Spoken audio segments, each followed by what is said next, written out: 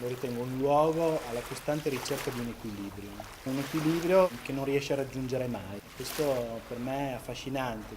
Se pensi ad esempio alla marea, no? L'acqua in laguna è in continuo movimento e questo mutare, insomma, questo divenire in continuo crea un'energia veramente particolare, unica.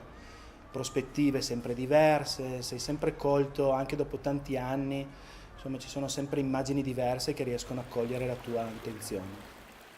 Certamente è un ambiente difficile, estremo, a momenti anche fastidioso, però c'è una fragilità di fondo, come se fosse quasi consapevole che non sarà così per sempre, che nella lotta tra quelle forze che hanno un po' così plasmato la laguna, il mare, la terra, i fiumi, le correnti, insomma, prima o poi qualcuna vincerà, ecco. E qui mi viene in mente, no, come le definisce il professor Fontolan, degli accidenti geologici.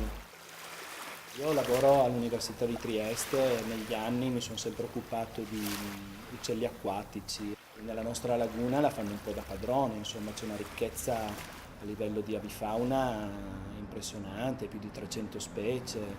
No, basti pensare alle migliaia di uccelli che d'inverno scendono qui da noi a passare i mesi più freddi, anatre, svassi, gabbiani, limicoli, una ricchezza impressionante. Ultimamente mi dedico poi, ci tengo tantissimo, alle specie che nidificano sui banchi sabbiosi, che veramente è pura poesia e sono specie molto fragili, molto esposte alle pressioni, penso alla beccaccia di mare, al frattino, al fretticello, al corriere piccolo, no?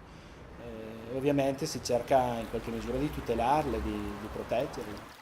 Il mio mestiere era quello di osservare gli animali, osservare i loro comportamenti e studiare un po' quelle che erano le loro capacità di adattarsi poi all'ambiente, insomma. Poi negli anni adesso mi dedico molto a ricercare un po' alle consistenze, a che livello siamo a livello di popolazioni, per cui cerco i nidi, cerco dove nidificano, cerco la loro, come dire, di mettere insieme le informazioni utili a capire quali possono essere il perché certe zone vanno protette, quali sono le variabili che determinano la presenza o l'assenza di quelle determinate specie. Noi esseri umani facciamo una grossa difficoltà a farci da parte, a smettere di mettere come prioritarie le nostre esigenze e di riconoscere il valore anche della natura che ci circonda. Questo alla fine tu lo puoi vedere attraverso il consumo di suolo, attraverso, come dire, speculazioni edilizie, speculazioni economiche, lo stesso disturbo che noi arrechiamo anche con un giro in barca, anche volendo scendere a tutti i costi imposti, dove magari sarebbe meglio che l'uomo stesse un attimo da parte, ecco. Io alle volte mi soffermo e penso alle quantità, non so, di mercurio, di sostanze chimiche, di metalli pesanti che sono stati versati nell'Isonzo, nella stessa laguna, ti cresce anche un po' l'ansia, insomma, vuol dire, la tristezza secondo me di essere consapevoli di una integrità che probabilmente è stata perduta per sempre per la stupidità umana. Non voglio essere pessimista, cioè i nostri ambienti sono ambienti splendidi. L'Alto Adriatico è un ambiente unico, le nostre lagune è un qualcosa che nel contesto europeo non è facilmente riscontrabile. Nel contesto del Mediterraneo sono ambienti che non hanno pari.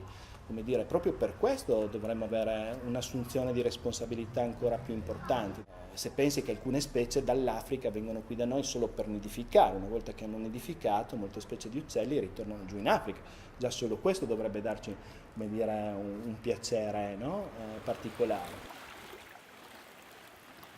Bisogna, secondo me, rendersi conto a tutti i livelli che la conservazione della laguna e della natura non è uno slogan che utilizzi quando ti fa comodo, quando ne hai necessità, ma è veramente un'opera faticosa quotidiana. Cioè o l'uomo si rende conto che deve farsi da parte in luoghi come questi che sono stati modificati, alterati, bastonati, ma che ancora, come dire, hanno quell'energia della natura, no, che ti fa credere in un futuro importante. Se io chiedo alla mia comunità vuoi fare questo, vuoi proteggere, tutti diranno di sì. Ma poi nella realtà dei fatti, dopo dove magari ci sono i nidi e chiedi alle persone che utilizzano, no, di fare un passo indietro, beh insomma a quel punto la disponibilità no? Cala. E secondo me questo meccanismo di non saper rinunciare al proprio particolare, no? Rispetto a un beneficio anche nei confronti dei propri figli, cioè, come dire, ostacoli li ho incontrati anche in genitori di bambini, no? Piccoli che avrebbero, come dire, dovrebbero avere la sensibilità di pensare a un futuro, no?